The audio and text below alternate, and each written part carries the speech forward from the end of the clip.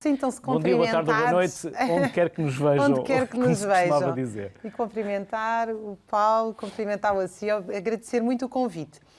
Então, essa pergunta é uma das eternas perguntas que nós fazemos todos, não é? O que é que se passa com o trabalho dos jovens? Porque isso é um bocadinho perguntar o que é que vai ser do país no futuro, não é? Isso é absolutamente central. A análise, creio eu, mais fria, evidentemente que isto tudo é sujeito às conjunturas políticas.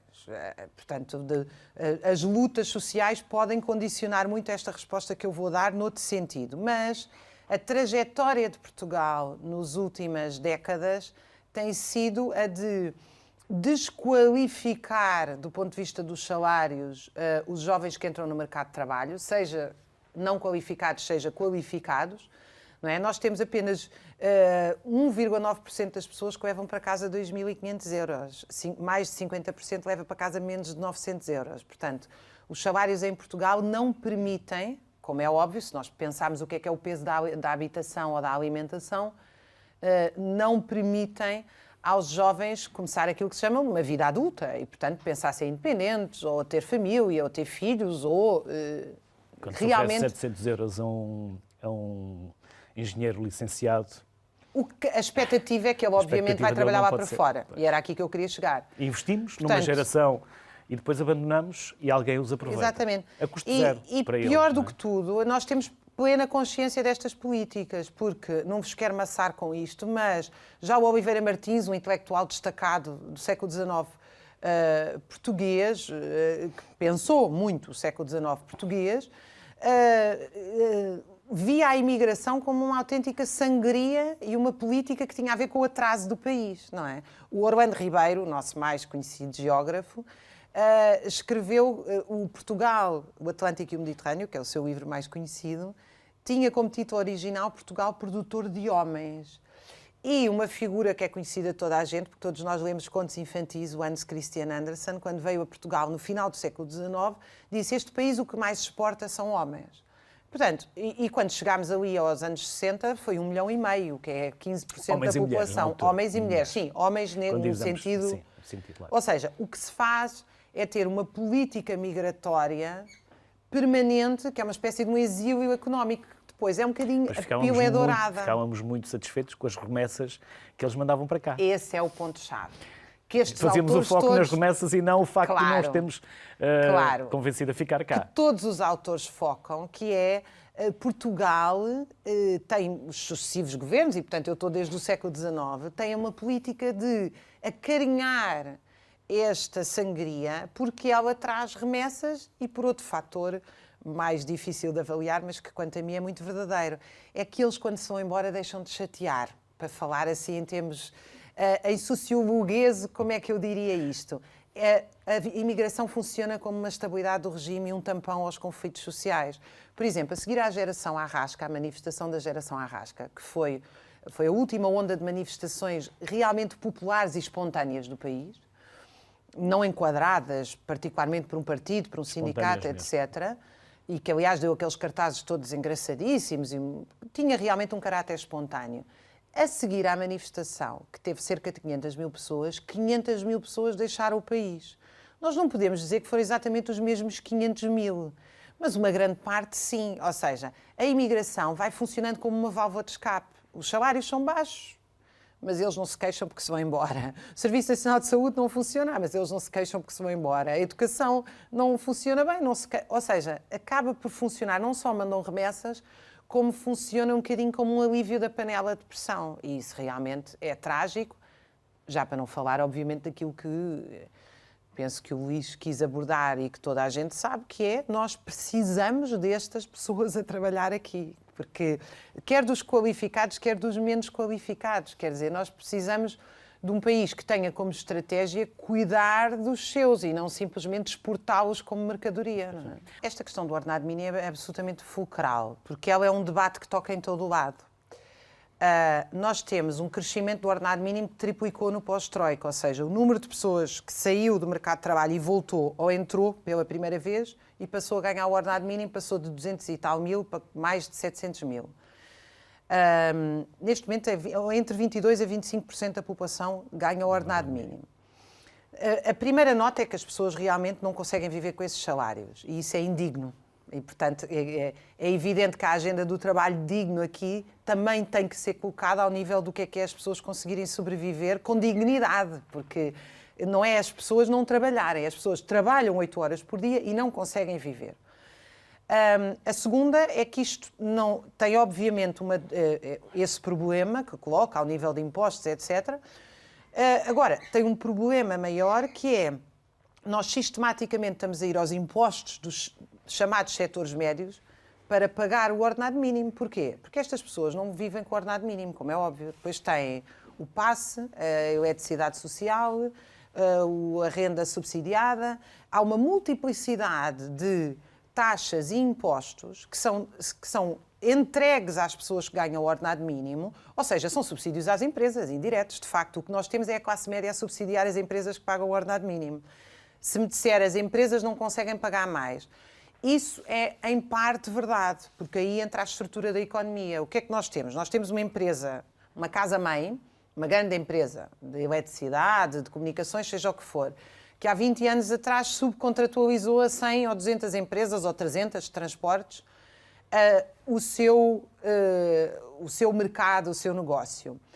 E o que é que aconteceu tipicamente? No caso dos transportes, uma grande empresa de transporte passou para os seus empregados até a propriedade do caminhão. E um camionista ficou proprietário do seu caminhão e do outro. 2 caminhões e trabalha com o primo, com o filho e trabalham exaustivamente para conseguir pagar tudo. Mas depois o capital não se acumula aí. Este tecido de pequenas e médias empresas tem uma permanente circulação de capital, mas não de acumulação. A acumulação é feita na casa-mãe, porque estas pequenas empresas são dependentes das grandes. E depois nós temos aqui uma tensão que é o trabalhador ganha 700 euros, mas às vezes o dono também ganha 700 euros. O próprio dono da empresa não consegue pagar mais porque ele próprio leva para casa pouco mais que o ordenado mínimo. Porquê? Porque o problema está no desenho económico da subcontratualização e da terceirização. Quando nós vamos ver depois os lucros das grandes empresas que operam em regime de monopólio, de facto, são milhões e milhões, tantos milhões que as pessoas nem conseguem dizer, e depois as pequenas e médias empresas andam sempre com problemas. E depois o ordenado mínimo tem outro problema, e eu aqui queria discordar um bocadinho. Eu acho que nós temos realmente um problema demográfico, porque nós precisamos de uma sociedade com crianças e jovens para sermos mais saudáveis e felizes. Caso contrário, temos que as importar. Nos faz bem viver com crianças, com jovens, nos faz bem termos muitas gerações, isso é muito saudável. Quanto a mim, as pessoas querem ter filhos, terem essa possibilidade. Claro, quer dizer, as pessoas cada não vez se arrasta mais e se atrasa mais o primeiro filho nos casais. Claro.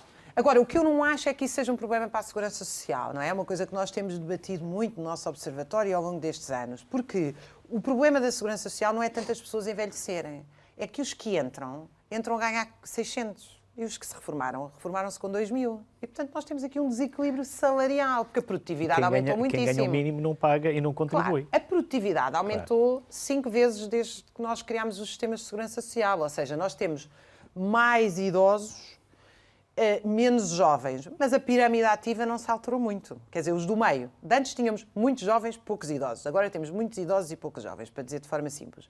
Mas a pirâmide do meio, os que trabalham, não se alterou muito. Daqui a uns tempos, essa pirâmide do meio vão ser os mais velhos. Pode, os mais novos vão ser os do meio. A tendência pode ser essa, mas de qualquer maneira a produtividade aumentou muito.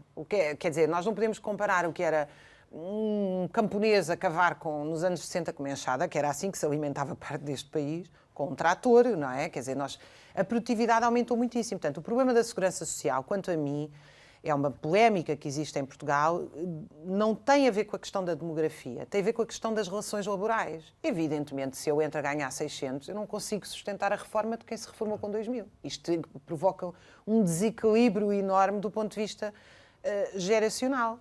E depois provoca outros problemas, quer dizer, o salário mínimo provoca um problema que nós nem nunca discutimos, que é a própria qualidade do trabalho. Quer dizer, quando se fala em baixa produtividade, que é um termo que eu não gosto muito, vamos falar em qualidade.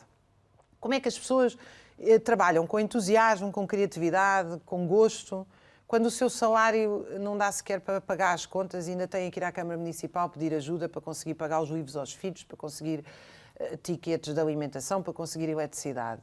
Quer dizer, isto tudo gera uma desagregação, uma falta de dignidade, e de facto está-se a generalizar. E depois temos um problema não só da sangria de pessoas que saem e, enfim, eu vou dizer isto com cuidado, porque normalmente estas afirmações podem ser mal interpretadas, mas muitas vezes quem imigra também são as pessoas com mais iniciativa, com mais... Portanto, a imigração não é só um problema, é que a imigração tira-nos quadros, não é só por serem qualificados. Também são empreendedores. É o operário mais desenrascado, é o que diz eu não vou continuar nesta situação. É aquele que não se acomoda.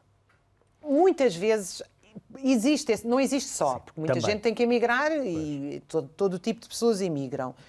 Mas, quer dizer, há aqui uma dinâmica de sangria do país que é muito importante nós equacionarmos com esta questão do salário mínimo, junto às outras que nós tivemos aqui a avaliar, não é? Bom, a minha primeira nota é, primeiro, concordar com a intervenção do Joaquim da OIT, porque eu penso que ela foi absolutamente fulcral e tocou naquilo que para mim é o ponto central, e para nós, toda a equipa que trabalha no Observatório, que é a questão da qualidade do trabalho e da saúde no sentido amplo. Quer dizer, uma nota desta importância da OIT e da OMS que diz nós temos um aumento substancial de mortes na ordem de milhões que tem a ver com o trabalho por turnos e com o excesso de trabalho, no século XXI é uma coisa completamente impensável, não é? Porque nós reduzimos o horário de trabalho no século XIX de uma forma que não conseguimos reduzir agora, pelo contrário, aumentamos. Quer dizer, em 1910 foi introduzida em Portugal, penso que é 1910, agora estou a dizer de memória, a possibilidade de haver um descanso semanal obrigatório.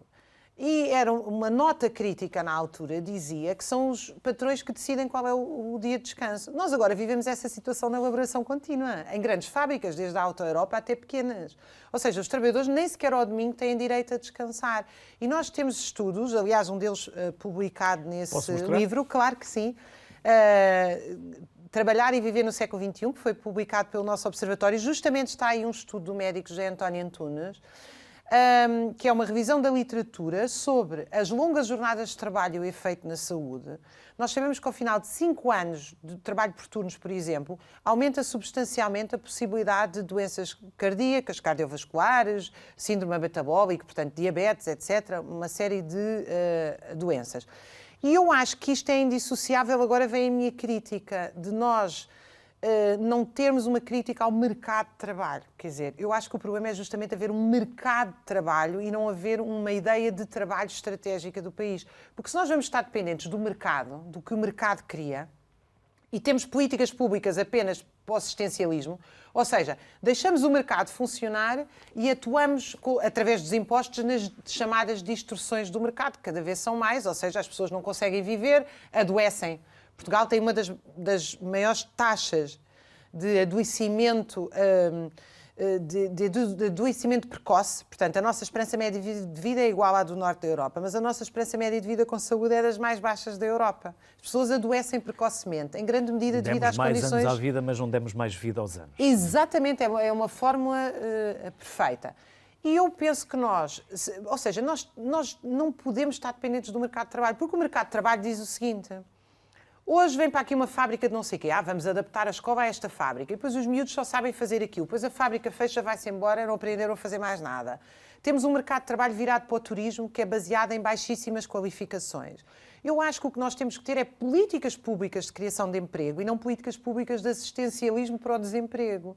E nós temos que pensar o que é estratégico. As tecnologias de informação são estratégicas? Não sei. Eu acho que é mais estratégico, por exemplo, a ciência fundamental. Mas aí nós temos que perguntar o que é que queremos fazer. Queremos operar máquinas ou queremos construir máquinas? Porque aí depois nós respondemos que ensino superior é que nós queremos ter ou que ensino é que nós queremos ter. Porque uma coisa é operar um telemóvel, uma máquina e uma linha de montagem. Outra coisa é saber construí-lo. E isso também pergunta que país é que Portugal quer ser, se um país periférico, se um país central. E eu volto à minha questão, que tem a ver com a questão da qualidade do trabalho, que foi aqui abordada e tem sido tão bem abordada pela OIT, mas eu penso que ainda temos que ir mais além. Porque, por exemplo, nós temos N estudos, uns 11 neste momento, no Observatório sobre burnout e desgaste rápido, em que nós, inclusive, falamos de obsolescência programada da força de trabalho. O que é que isto quer dizer? Há uma obsolescência dos materiais, que é as empresas que constroem frigoríficos para não durar. A verdade é que nós estamos a ter o mesmo processo nos trabalhadores. Empresas que só contratam até aos 35 anos porque sabem que a linha de montagem rebenta com os trabalhadores com esses horários de elaboração contínua. Uma permanente utilização da segurança social quando os trabalhadores ficam incapacitados ou doentes a partir dos 50, 55 anos, que já não conseguem retornar ao mercado de trabalho e estão realmente incapacitados e vão para a segurança social com salários miseráveis, o que só vai piorar a sua condição de saúde. E depois nós não nos perguntamos sobre a questão da qualidade e da criatividade em si, que é... Eu penso que a questão central era reduzir o horário de trabalho, colocar a tecnologia ao serviço da redução do horário de trabalho, ganharmos tempo e qualidade de vida, melhorar substancialmente os salários. Quer dizer, isto eu diria que é um programa mínimo. Eu não estou aqui a colocar em cima da mesa ao máximo. Das grandes empresas, das grandes marcas a pagarem impostos, claro, já que eles nos tiraram o emprego. Claro, voltando à sua questão dos impostos. Quer dizer, o problema não é o pequeno trabalhador que ganha o salário mínimo. O problema que nós temos é uma fuga fiscal massiva, onde há grandes lucros, como, aliás, quando nós falamos só acrescentar esta nota, quando nós falamos do problema das pequenas e médias empresas não conseguirem pagar os salários e depois, de facto, somos nós que pagamos, através dos impostos, uma parte desses salários, nós temos que nos lembrar que as grandes empresas têm lucros astronómicos e que são crescentes todos os anos. Portanto, não há um problema de falta de dinheiro, há um problema onde é que ele está.